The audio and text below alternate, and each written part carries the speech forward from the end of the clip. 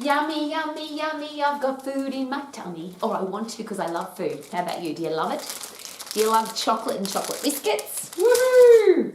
Do you love fresh fruit and vegetables? Do you love salad? Do you love meat? What are your favourite foods? What are your least favourite foods? What would you never put in your mouth to eat? And what are the things that you can't live without?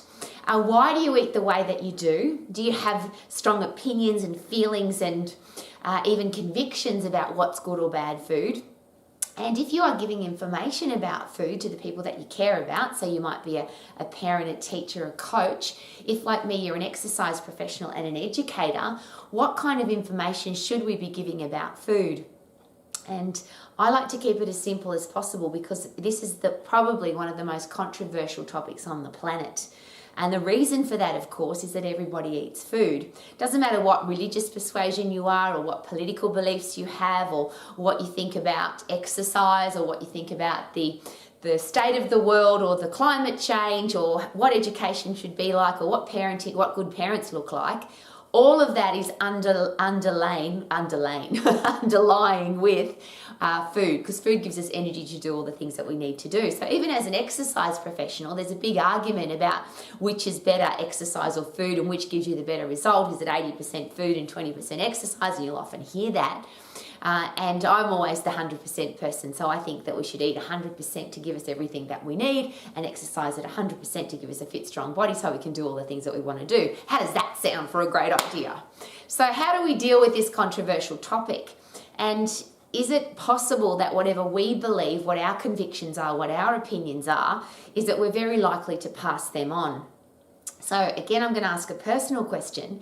If you were starting from scratch, in business we call it zero-based thinking, and you were going to create an eating plan for the world, so there was no eating plan, and you were going to create how will it be best for the human race to eat, to have a stack of energy, to perform at their best, to look good in the mirror and to feel good and to get the results that they want from their eating plan. And I always ask those 4 questions because I think they're really important. So let's just say there was no information about food. There was no information about nutrition. We didn't know about macro or micronutrition. We didn't know about diets. All we knew is that we had to create an eating plan for people that gave them a stack of energy, helped them perform at their best. They looked good in the mirror and they felt good when they touched their body physically, and they got the results that they wanted from their eating plan, because that for some people is different.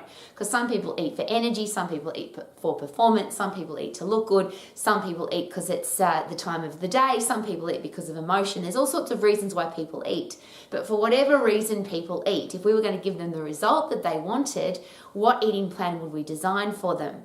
And if you think about that for a little bit, and I do because I'm an exercise professional and because I have a responsibility to give information to the world as an international exercise college and as an international business college, because business people want to have a stack of energy so that they can perform at their best, look good in the mirror and get the results that they want from their eating and exercise plan. So this is a constant driving force for me.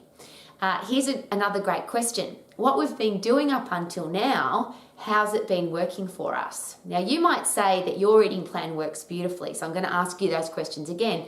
Do you have a stack of energy? Do you perform at your best? Do you love what you see in the mirror? And are you getting the results that you want? Because if your answer is yes, then you'll probably have a pretty strong opinion about how people should eat, because it'll probably be the way that you eat. Would that be fair? Because it's working for me, so it must be going to work for other people. The reverse of that is whatever information's been given out to the world at the moment, and it's different for different countries, and different governments have different health guidelines for food. And there's the healthy eating pyramid, which has changed over the years. We have the extreme of vegan, plant-based vegetarian through to carnivore and everything in between. We have all different times of days to eat, all different amounts to eat. And some people even say this, it doesn't matter what you eat as long as you eat it at a certain time of the day. So there's so much information out there. But if you were designing an eating plan to give people a stack of energy, perform at their best, look good in the mirror and get the results that they want, would you create an eating plan that said can't have, mustn't have, shouldn't have, don't have, that created mental challenges and guilt associations with food? Would you create something that caused eating disorders like obesity, anorexia, bulimia, exercise bulimia? Would you want people to diet? Would you want people to count calories? Would you want people to be fanatical about food? I'm asking those questions really personally, because is it possible that some of the information, if not all of the information that we have delivered to the world via the exercise profession, the nutrition profession, the medical profession, has screwed with people's heads to the point where now there's a lot of people who put their hands in the air and said, I don't care. I'm just going to eat whatever I want. And if I get fat, doesn't matter. If I get sick, doesn't matter, because the information is so contradicting. Well, humans can do whatever they want and we all get to choose what we eat, but what about our kids? If you're a parent or a teacher, or you're responsible for creating great meals for kids that are going to grow up to be adults, what are we going to give them? Are we going to teach them how to diet? Are we going to teach them how to count calories? Are we going to teach kids that carbohydrate's bad for them? Are we going to teach kids that they shouldn't be eating animals, or that they shouldn't be eating fruit and vegetables? Are we going to teach kids that they should only eat one day and not another day? Are we going to teach kids that there's good foods and bad foods? And a lot of those questions I've just asked are very controversial. But any of those questions isolated on their own, what do they do to a child's headspace? What do they do to an adult's headspace? If we start creating shouldn't, can't, mustn't, don't, bad for you. And I always use the example, if I eat an apple, or I'll rephrase, if I ask kids, this is chocolate, almond gold, woohoo, and this is an apple, which is the good food, which is the bad food? And most children, from when they can talk, will probably say the apple's a good food and the chocolate's a bad food. You and I both know that there's going to be an argument about that, because a lot of people that believe that fruit is bad for you, that you shouldn't eat fructose at all, and that apples are just a no-no. There's some people that actually say that. There's a lot of people that will say that chocolate's a no-no, it's really bad for you and you shouldn't eat it. And a lot of people consider chocolate to be a bad food. So let's just say I eat 2 kilos of chocolate. I reckon I'll feel sick. Anybody will probably feel sick if they eat 2 kilos of chocolate. What if I eat 2 kilos of this very good food that some people consider is a bad food, and how would we know? But what if I eat 2 kilos of it? 2 kilos of apples. Can you imagine how you would feel? You'd have a stomach ache, you'd pass wind. It's just not something that you do. Interesting, isn't it? So is it possible, and I'm very careful with food because it's a very confrontational subject. But is it possible that when you start labelling food as good or bad, you can get yourself into trouble with that? Because for some people, this is the ultimate food. They really love fresh fruit and they enjoy it every day. And if you tell them that fructose is bad for them or they shouldn't eat fruit, you could break down a relationship pretty quickly. You could have an argument. And there's a lot of argument about food, have you noticed?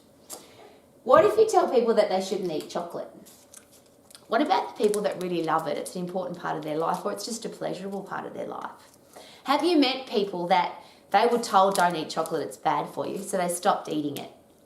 But they've become very hangry, angry, emotional, bitter, twisted people because they really want to eat chocolate, but they won't because they've been told not to. But they're really angry that they can't. The reverse of that is people are told that chocolate's a really bad food, don't eat it, but they really love it. And every time they eat it, they feel guilty. So they have a headspace that's unhealthy. Or even more reverse of that is I eat it, or rephrase, I don't eat it, I don't eat it, I don't eat it, I don't eat it, and then I binge eat it, and I eat an enormous amount. See, this bowl of chocolate is always in my kitchen. Apart from the fact that it's gold and it goes with my kitchen, it's full of chocolate. And people say, Rowie, how can you have chocolate in your kitchen? How come you don't eat it all? And I'll share with you, this is very personal, but the reason I don't need to eat it all is because it's always there. There's no stigma in my house about good or bad food. To me, there are no good or bad foods, just the amount in which you eat them. And even in this bowl, I can choose to have a larger piece of chocolate, or I can choose to have a smaller piece of chocolate, or I can have a high quality linked piece of chocolate that's tiny, and I put it in my mouth and it melts in my mouth and it's like an orgasm for your mouth.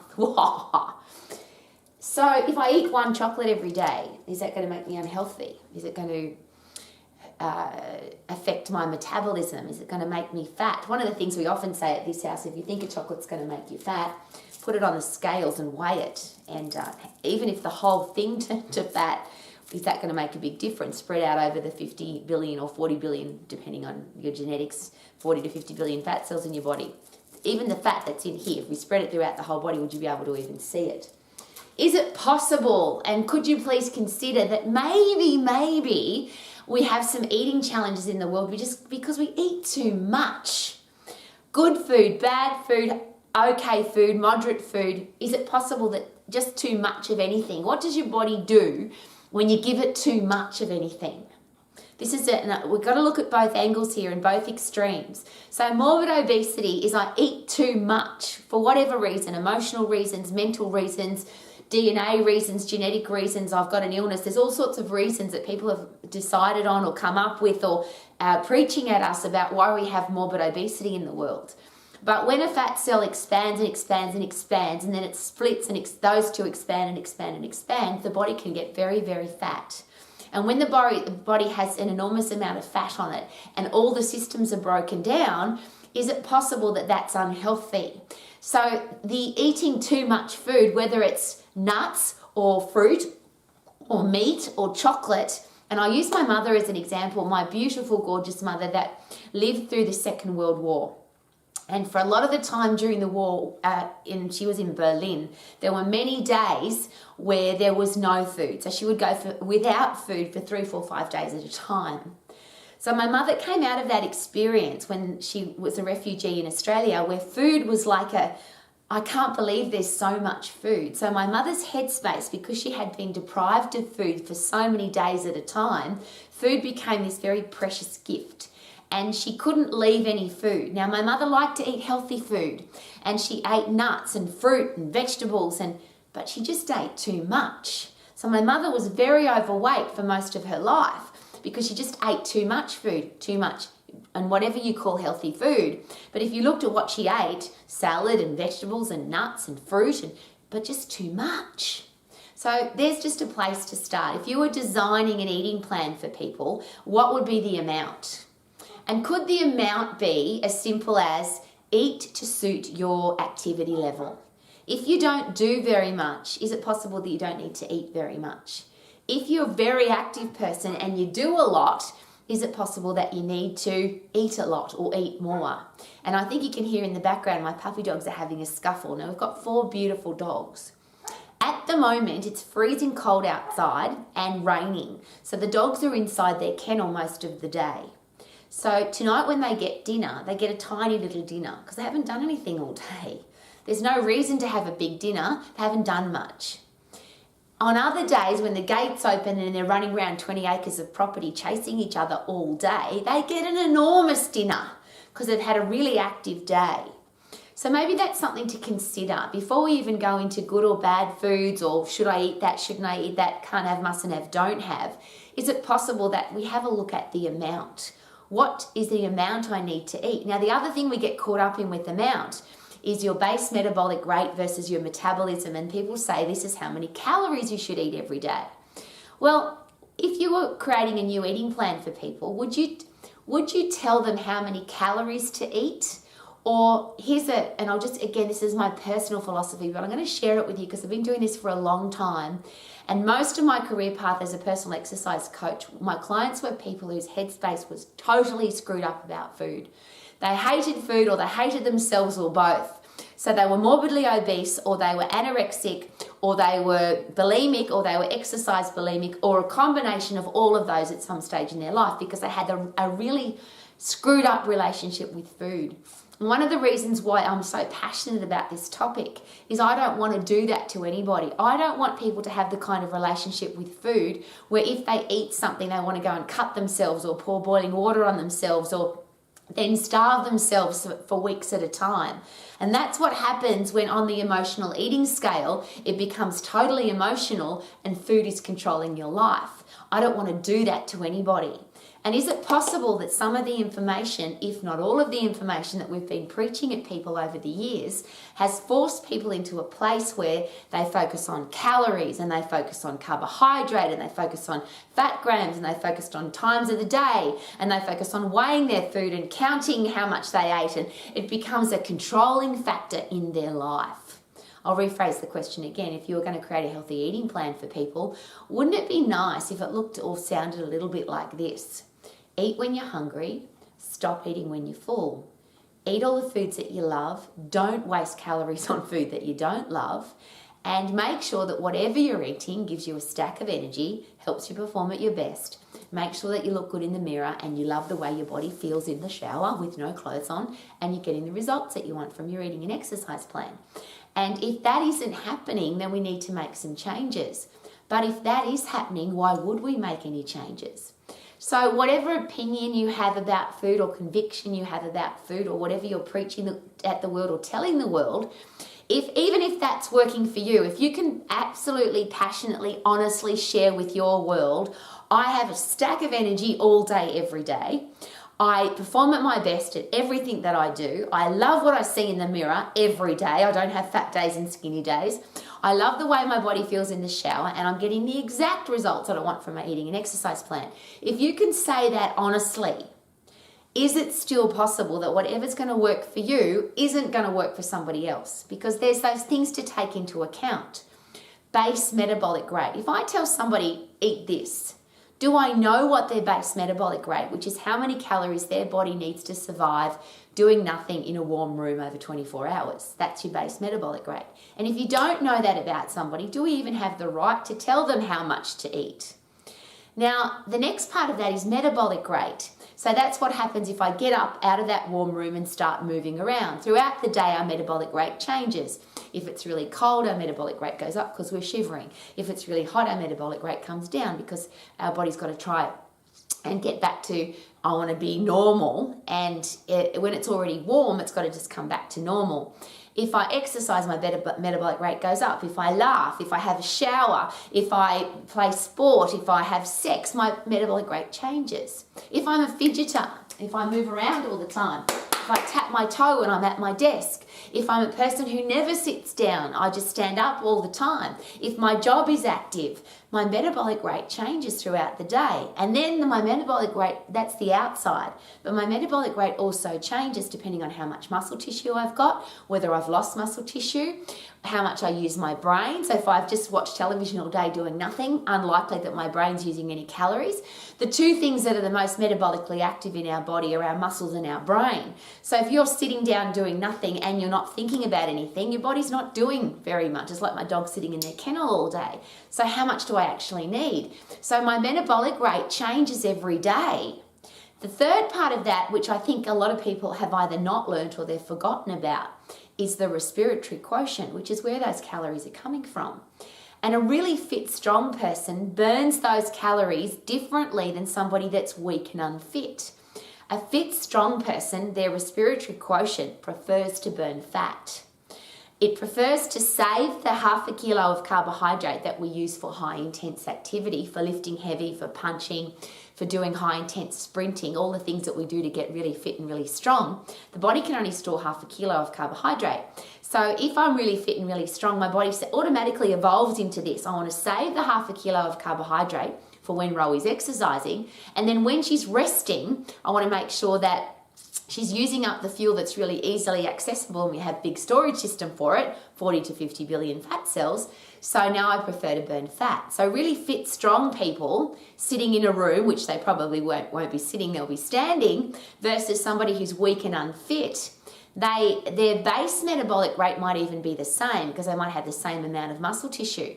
But when they actually start moving around, things change completely because their body prefers to burn fat. So some people are either natural fat burners because they have a faster metabolism, or they are forcing their metabolism to be faster because they exercise. This is a really interesting thing to consider. If you've ever given information about food, do you know that about somebody? Do you know what their base metabolic rate? Have you had it tested?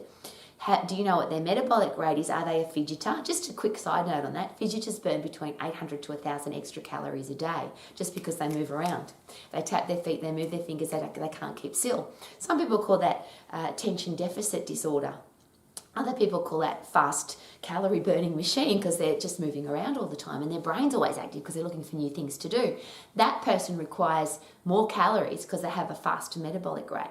So base metabolism, do you know what it is? Metabolic rate, do you know what it is? And you have to measure it every day. And do you know what their respiratory quotient is, which is where those calories are coming from. And could you measure how much stress they've got in their life, or how much happiness they've got in their life, or how much pressure they've got in their life?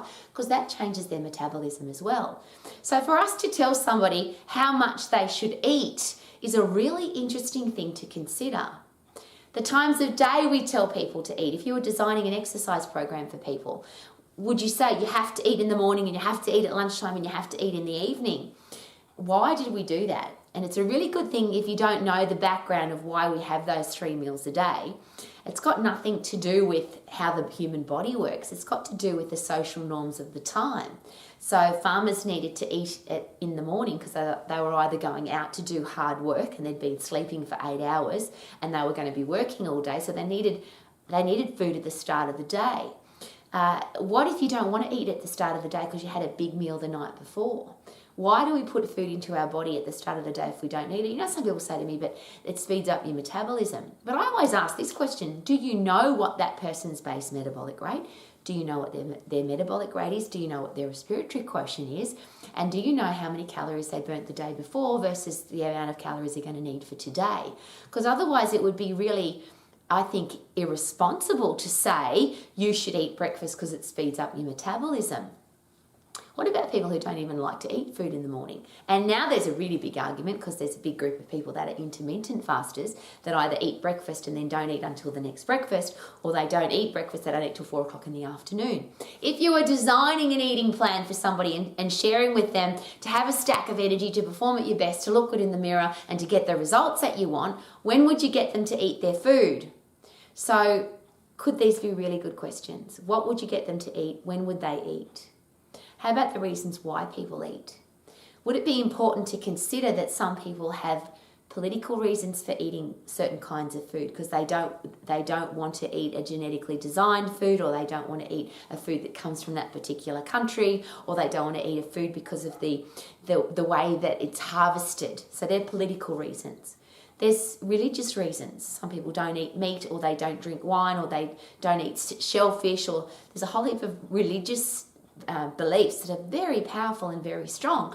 And if I come along and say you should eat pork, you're cutting out a very major population group that will never talk to you, or they'll have nothing to do with you, or they think you're an idiot because you didn't ask them what is your religious beliefs, because religious beliefs that's very powerful and very strong for them. Some people eat for cultural reasons, some people eat for personal reasons, some people eat because they're happy, some people eat because they're at a social group. There's a whole heap of different reasons. So what to eat, when to eat, why to eat, these are all really personal things. So if I was designing an eating plan for the whole wide world, would I take those things into account?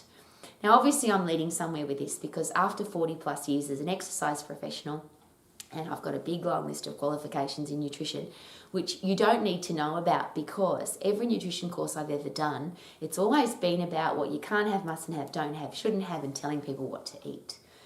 And my personal opinion on that, and I'm asking you to consider this: what right do I have to tell somebody what to eat, when to eat, how much to eat? Would it be a good idea to help people work that out for themselves based on those 4 questions? So if somebody doesn't have a stack of energy, how do we make sure that they do have a stack of energy? If somebody wants to perform at their best and they're not, what do we need to do to make sure that they are? If somebody wants to look good in the mirror, so that might be low body fat percentage or be a certain size, what do we need to do to make sure that they're getting what they want?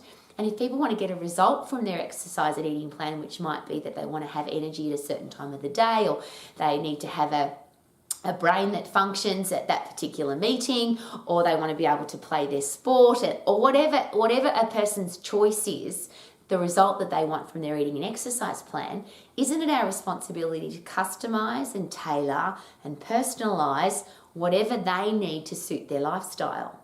Now, what about taste? Some people like a food and some people don't like a food. Should we find that out?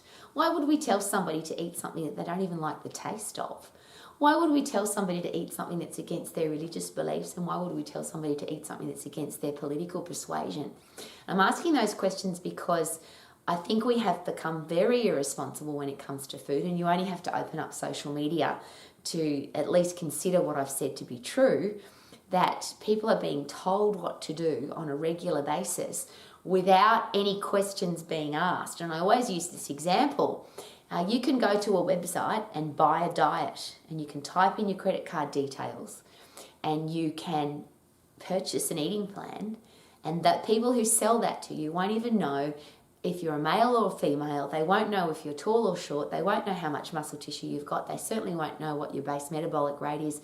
They won't know what your metabolism is, and they won't know what your respiratory quotient is, and they certainly won't know what activity levels, stress levels, pressure levels, happiness levels, how often you laugh, how often you have sex. Those questions are never asked. It's just give me your money and here's your diet. And I'm sharing this with you very personally because I work every day with people who have a ugly relationship with food. They are either bulimic or anorexic or obese or morbidly obese, or they just hate food, or that every time they sit down to eat food or stand up to eat food, or every time they even consider eating food or going somewhere that has food, they have an enormous argument inside their head. For some people, it's a war. Can I? Can't I? Mustn't I? How much exercise do I have to do to burn up what I'm going to eat? Do I really want to have that? Yes, I do. No, I can't. I wish I could. I can't. And they're angry and guilty and emotional, and I, again, will share the extreme end of that scale where people have such a poor relationship with food that if they eat a food that they think is bad, they literally cut themselves or pour boiling water on themselves or try and damage their human body because they feel so guilty about the food that they ate. Now, I'm going to ask the question again. If you were designing an eating plan for the world, surely you would avoid all of that. What happens when we tell a small child, don't have, mustn't have, can't have, it's bad for you? And what if you're a person who believes that fructose is bad for you? So a young child wants to eat an apple and you say, no, that's bad for you. Don't eat that, it's got fructose in it. Here's a better question. Because I don't like the food conversation. I have to have it because it's so controversial and it's got so much to do with the exercise profession. But I like to flip this whole thing on its backside. What if you turn your body into a food burning machine? What if you get so fit and so strong that you have a really high base metabolic rate? So you have a large amount of muscle tissue because you haven't lost any because you've aged or dieted or haven't looked after yourself. If you're a bloke, you can put on some muscle size so you can actually increase your base metabolic rate so your body can have a bigger engine so you can burn more calories. Wouldn't that be awesome? Women, we can do that too because most women, we've lost muscle tissue as we've gotten older. I haven't. I'm really proud to say that. I am stronger than I've ever been, and that's how you know you haven't lost muscle tissue, because you stay strong and you can keep lifting heavy.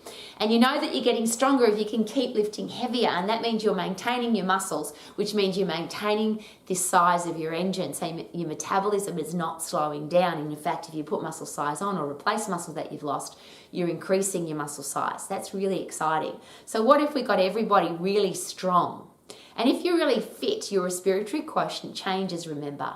What would it be like if the world's bodies, all the human bodies in the world, had a respiratory quotient that preferred to burn sugar, carbohydrate, glycogen, which is the energy for high intense activity? We only store half a kilo of it. What if the world was really fit and really strong, so we used up the carbohydrate that we put into our body because we do high intense activity and we lift heavy things, and we burn up all the fat and protein that we put into our body because we are a fat burning machine, and because we're constantly breaking down our body from doing high intense activity, our body burns up the protein we put into it because we use the protein to rebuild our body.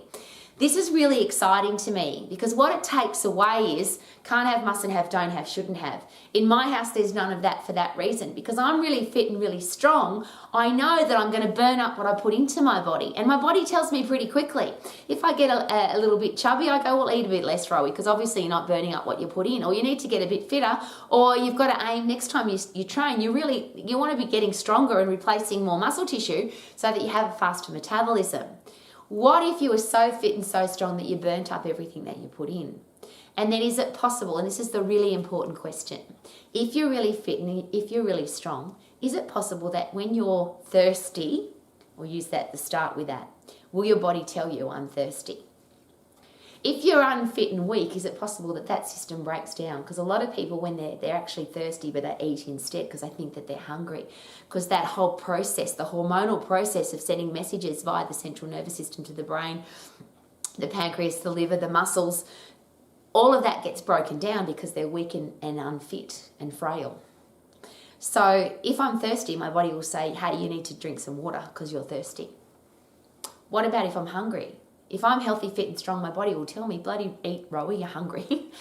If I'm unfit and weak and frail, that whole system breaks down. Even the hormonal response to sugar and carbohydrate, which is insulin taking the big glucose molecules out of your bloodstream and putting the glucose in your brain, in your muscles and in your liver where it belongs, that system breaks down. That's called type 2 diabetes. It's not that we don't have insulin, that's type 1 diabetes and not curable. But type 2 diabetes is that insulin system breaks down because we become unfit, weak, frail and overweight. So what if we were really fit? Our body would tell us that we're thirsty. Our body would tell us that we're hungry. Guess what else it'll tell us? That we're full. See, I love chocolate. But if I walk in my kitchen and I'm full, that's why it doesn't matter how much chocolate's in my kitchen. Because if I'm not hungry, I don't eat. I eat when I'm hungry and I stop eating when I'm full. But the only reason those two mechanisms work is because I'm fit and strong. Because when you're fit and strong, everything works. When you get out of shape, when you get weak, when you get frail, when you become unfit, everything breaks down. And I always ask that question. Do we get sick and then everything breaks, we get sick and then everything breaks down? Or do we get unfit, weak and frail and then everything breaks down? And is it possible that the human body needs to be fit and strong? It was designed to move, it was designed to lift heavy, it was designed to have a positive attitude, it was designed to survive. That's the beautiful thing about the human body. And I watch this every day, don't you? People who really probably should be dead because they're screwing up their body so badly, but the body's just busting to survive and it tries and tries and tries. People smoke all of their life and they're morbidly obese and they take drugs, drink alcohol and they put shit in their body and they're still alive because the human body is a mechanism that's designed to survive. But I want to ask this question. Do you actually want to survive through life or do you want to thrive? Do you want to have a stack of energy? Do you want to perform at your best? Do you want to love what you see in the mirror? And do you want to get the results that you want from your eating and exercise plan? And again, as an exercise professional, do we have the responsibility to make sure that the information that we give people is customized and personalized and tailored to their lifestyle, to their energy level, to their stress levels, to their fidgeting levels, to the foods that they like to eat or the foods that they don't like to eat? Should we be doing that rather than just preaching at people and saying good food, bad food, can't have, mustn't have, shouldn't have? Is it possible that that kind of information is leading people into that emotional headspace where they feel really guilty about the foods that they shouldn't eat? They end up, if you understand anything about the anorexic headspace, people end up hating all food. The anorexics that have shared with me, and they do very personally share with me, that their goal is to not eat food at all. They want to be in control of their food, not their food controlling them. And the ultimate control of food is not to eat at all. Would you want that for anybody in your life? Would you want somebody to, when they sit down with food, the food always wins, so they just keep eating and eating and eating, and then everything breaks down, the insulin system breaks down, and their body's ability to tell them that they're full breaks down, and their body's ability to tell them that they need to drink water breaks down. Everything's broken, and they end up morbidly obese with coronary heart disease, type 2 diabetes, osteoporosis, cardiovascular disease. They have to get limbs cut off, they go blind. That's all type 2 diabetes. They have a poor sex life, they have a poor self-esteem, they have horrible hair, skin and nails because the whole system's broken down. See, I hate talking about it. I'm talking about it though because the solution is so simple. That's a good word, isn't it? Solution. The solution is so simple. Get fit and get strong and everything changes. How do you get fit? Get really puffed. Push your body to intense activity as often as you possibly can so that you get really fit. Get puffed to get fit. Get strong, really strong. And the only way to do that is to overload your muscles and bones. So lift heavy to get strong, get puffed to get fit, and turn your body into a food-burning machine. But the most important part of that is that when you're really fit and strong, your headspace is different.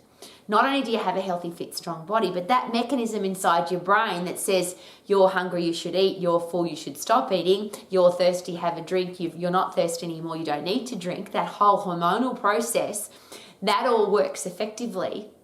But when you get really fit, because you got puffed and you lift heavy, so you pump epinephrine, adrenaline, cortisol, all the catecholamine system that gets you up and going for the fight and flight system, that has a bounce back bonus effect, which is once you've sprinted, once you've punched hard, once you've fought and beat the animal, once you've overcome the challenge, now your body produces serotonin, satisfaction drug. And most people after they've exercised don't even feel like eating, particularly if they have eaten food as a comfort, because they feel good without having to eat food. Dopamine is a reward drug. A lot of people reward themselves with a pizza or a chocolate biscuit or an alcoholic drink. Oh, I've worked really hard today, I need a couple of glasses of wine. But when you've exercised really hard, the dopamine reward response is already there because you've exercised really hard. So you feel rewarded, you feel satisfied, you feel, this is the really interesting one, endorphins are a pain-killing happy drug. So they are, the endorphins that are produced when you exercise really hard are designed to take any pain away so that you can get away from the wild animal. So if you're taking anti-inflammatories, or you're taking painkillers, or you're smoking dope to get rid of pain out of your body, when your body builds endorphins and you have that endorphin rush, that the powerful response inside your brain is the same as morphine, heroin, cocaine, marijuana. It's pain-killing. Endorphins are a pain-killing neurotransmitter. So you feel good and the pain's taken away, but the really important part of all of this, the stuff that goes on in your brain after you exercise, is your body produces brain-derived neurotropic factor, which is fertilizer for your brain. So what happens then is all of those systems work better. Is it possible that if you get puffed, lift heavy to get fit and get strong, and you change your brain chemistry, is it possible that you'll think differently about food? You'll make better decisions about food. Neurogenesis is the creation of new brain cells, and neuroplasticity is the changing of the way we think. So our brain cells can be moved around to think differently. And that all happens at its peak performance when we get puffed, when we lift heavy, and brain-derived neurotropic factor goes through our brain. All of those systems work better. The entire body works better, because imagine putting fertilizer into your brain. What does your brain control? Bloody everything. So here's my request. Whether you are an exercise professional, a dietitian, a medical professional, a doctor, a parent, a teacher, a coach, if we're going to tell people what to do about food and about exercise, could we please consider the consequences or the collateral damage of what we're giving, the information that we're giving out? If we're telling kids don't have, mustn't have, shouldn't have, it's bad for you, what's the damage we could be doing to their future headspace about that particular food? If we're telling kids that I'm on a diet and I'm counting calories and I'm getting my body fat tested and I'm weighing myself 3 times a day and I'm obsessed with food and exercise, is it possible that our kids hear that and they grow up with that in their headspace? And if you're going to design an exercise and eating plan for your children, would you want them to be counting calories, counting fat grams, measuring every step, measuring their food, fanatical about food and exercise? Please say no. I would love our world to be exactly this. Love your food. Eat when you're hungry. Stop eating when you're full. Enjoy everything that you eat. Don't eat the things that you don't like. Love your exercise. Get fit. Get strong. Turn your body into a food-burning machine, a happy drug pumping machine, a high-energy machine, a high-performing machine, and love every day of your life, because you are healthy, fit, and strong for long. Because then you can say, like me every day, I feel good, na na na na na na. I knew that I would now, na na na na na. Feel good, woohoo, yeah, feel good. My name's Rowie. Live life to the max. Thanks for coming to Row Max. Woohoo! I feel good, na na na na na na. I knew that I would now, na na na na na na.